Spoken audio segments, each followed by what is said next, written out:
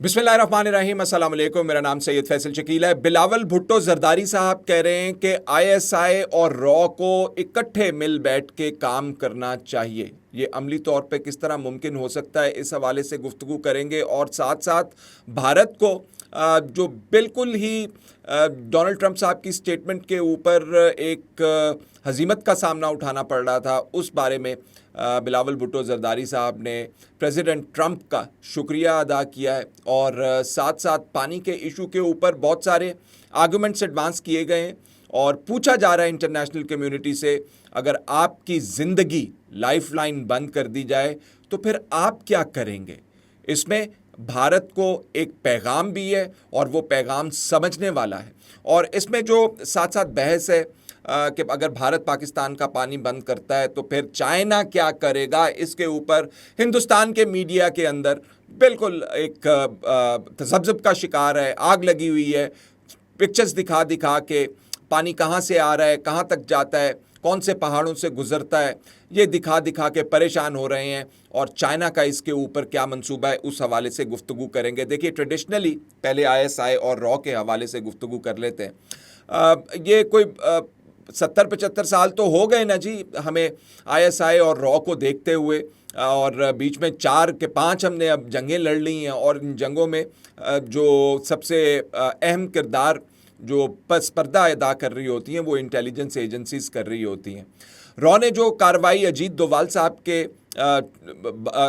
Doctrine के बाद शुरू की है, उसमें बलूचिस्तान वाला मामला और उसमें अफ़गानिस्तान वाला मामला जिसमें टीटीपी शामिल है, दोनों को फंडिंग, दोनों के साथ कनेक्शंस बहुत वाज़ेह हैं। और अगर किसी को इस हवाले से शुक व शुबहात का इजहार करना है तो मैं हैरान व परेशान हूँ कि इस तमाम मामले के अंदर हुकूमत ने अभी तक कुलभूषण जाधव को क्यों कैमरे के सामने लाकर नहीं बिठाया, क्यों उससे दोबारा एतराफ़ात नहीं करवाएं, क्यों लोगों को दोबारा याद नहीं दिलवाया कि रॉ की जो रॉ इंटेलिजेंस एजेंसी जो है वो पाकिस्तान के अंदर किस किस किस्म की कार्रवाइयाँ करती है। मेरा तो ख्याल है कि इनके रिकॉर्डेड क्लिप्स जो हैं वो हमारा जो डेलीगेशन बाहर बैठा हुआ है वो साथ लेके जाता और दिखाता इनको, इंटरनेशनल कम्युनिटी को, यूनाइटेड नेशंस को, कि ये असल चेहरा है मोदी सरकार का। आप इसके ऊपर ना जाइए कि ये लोगों को क्या पैगाम दे रहा है और क्या पैगाम नहीं दे रहा, अपने लोकल पॉपुलेशन को, हिंदुओं को क्या गोली और क्या पुड़ी दे रहा है और क्या नहीं दे रहा, इस पे जाइए कि इसकी पॉलिसी क्या है। तो बिलावल भुट्टो जरदारी साहब की इस हद तक तो बात ठीक लगती है थ्योरेटिकली कि जी अगर दोनों एजेंसियां मिलके बैठ जाएं तो फिर बहुत सारे मामला टेररिज्म के और काउंटर टेररिज्म के बहुत बेहतर हो जाएंगे। लेकिन असल में ऐसे मामलात जो हैं इनमें बहुत सारी हिकअप्स और बहुत सारे मैं कहता हूँ कि प्रॉब्लम्स होते हैं, जिसमें इंटेलिजेंस शेयरिंग का जो मामला है वो सबसे बड़ा है। अगर आप इन दोनों को इकट्ठा बिठाना चाहते हैं तो सबसे पहले तो आपको यहाँ पे बात करनी चाहिए थी। मुझे एक चीज़ तो मालूम है कि एक पेज के ऊपर 90%, 99% हुकूमत और फ़ौज जो हैं वो मौजूद हैं, क्योंकि जो डॉक्ट्राइन जिसकी आजकल बात की जा रही है बड़े ज़ोर शोर से पाकिस्तान की तरफ से, वो ये है कि इंडिया को आप कॉन्फ्लिक्ट मैनेजमेंट का ना कहें, क्राइसिस मैनेजमेंट का ना कहें, कॉन्फ्लिक्ट रेजोल्यूशन का कहें। यानी कि आप चीज़ों को इधर से उधर कर दें, कश्मीर का मामला जूं का तूं पड़ा रहे, वो नहीं, बल्कि क्राइसिस रेजोल्यूशन की तरफ आप लेकर आएँ। यानी कि कश्मीर के इशू के ऊपर बात करें, पानी के इशू के ऊपर बात करें, सर क्रीक के इशू के ऊपर बात करें और जितने और आउटस्टैंडिंग इशूज़ हैं उनके ऊपर बात करें। तो ये बात बिलावल साहब भी बाहर कर रहे हैं और साहिर शमशाद मिर्ज़ा साहब भी शंग्रीला जो डायलॉग हुआ था International Institute of Strategic Studies के तहत, उन्होंने भी ये बात की थी। लेकिन I am not too sure कि बिलावल भुट्टो जरदारी साहब ने आईएसआई और रॉ वाली बात जो है वो कंसल्टेशन के साथ की है, या वैसे इसको बिलावल भुट्टो जरदारी साहब ने इसका जिक्र किया। इंटेलिजेंस एजेंसीज अपने एसेट्स के हवाले से, अपने काम के हवाले से, अपनी डोमेन के हवाले से बहुत ज़्यादा सेंसिटिव होते हैं। हम पाकिस्तान के अंदर इंटेलिजेंस शेयरिंग का मुकम्मल निज़ाम नहीं ला सके हैं, जहाँ पे सिविलियन इंटेलिजेंस एजेंसीज़ हैं और फ़ौज के साथ जो एसोसिएटेड इंटेलिजेंस एजेंसीज़ हैं, जिसके अंदर एमआई भी मौजूद है, जिसके अंदर आईएसआई भी मौजूद है और दीगर जो इंटरनली फ़ौज के काम करती हैं वो भी मौजूद हैं। तो उसमें यहाँ पे काम नहीं हो सका, तो वो बहुत ज़्यादा दूर की कौड़ी आपको महसूस होती है, और है भी।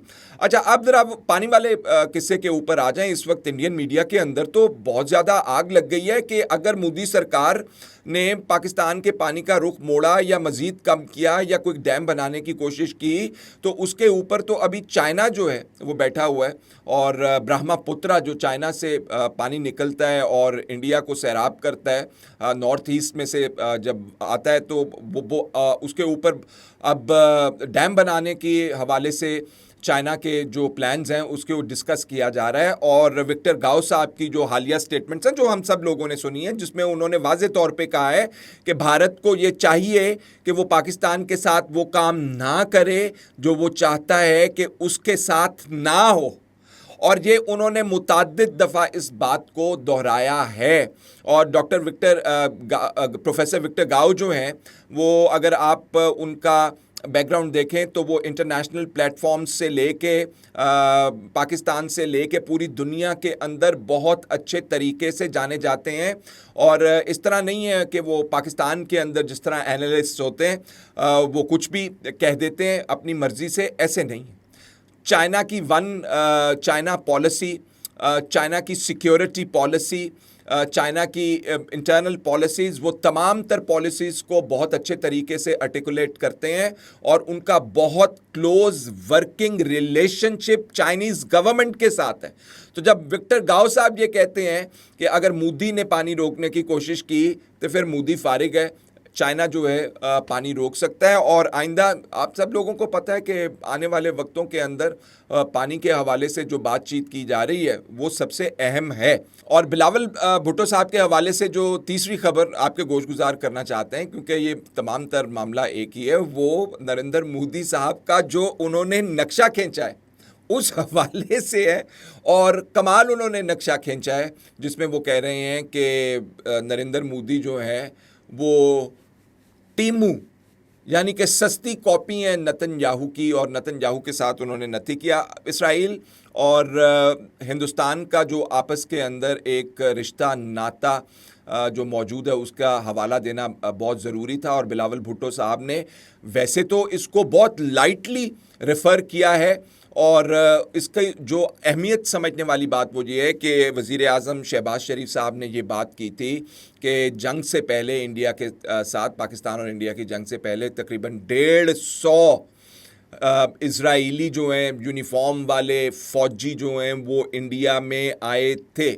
ये तो पाकिस्तान फ़ौज की, पाकिस्तान एयरफोर्स की सलाहियत थी जिसकी वजह से मामलात जो हैं कंट्रोल कर लिए गए। एयर पावर में आपने अपनी सुपीरियॉरिटी दिखा दी, और उसमें फिर भारत को पिछले सीट के ऊपर जाके बैठना पड़ा, क्योंकि एयर जो वॉरफेयर है उसके अंदर आपको पता है कि एक फ़ौज या एक मुल्क जो है उसमें सबसे अहम किरदार एयरफोर्स ही अदा करती है, और जो एयरफोर्स मार्का मारती है जंग भी वही फ़ौज जीतती है। और इसीलिए आपको नज़र आता है कि आज मैं ख़बर देख रहा था कि जो अमेरिकन कंपनी है जो F-22 फाइटर जेट्स 5वीं पीढ़ी के और 6ठी पीढ़ी के बना रही है, वो कह रही है कि भारत जो है वो इंटरेस्टेड है हमसे जहाज़ ख़रीदने के अंदर। तो भारत जो है मुसलसल तैयारियों के अंदर मौजूद है, और पाकिस्तान की ये एफ़र्ट काबिल सताइश है कि पूरी दुनिया को बताए कि भारत का असल चेहरा क्या है। मोदी जो है अपनी सियासत चमकाने के लिए क्या क्या करता फिर रहा है, और मुझे लग रहा है जी कि मोदी के जो आखिरी दिन हैं वो शुरू हो चुके हैं। इसके ऊपर अलहदा गुजारिशात करूँगा। फ़िलहाल इतना ही, इजाज़त दीजिए, अल्लाह हाफ़िज़।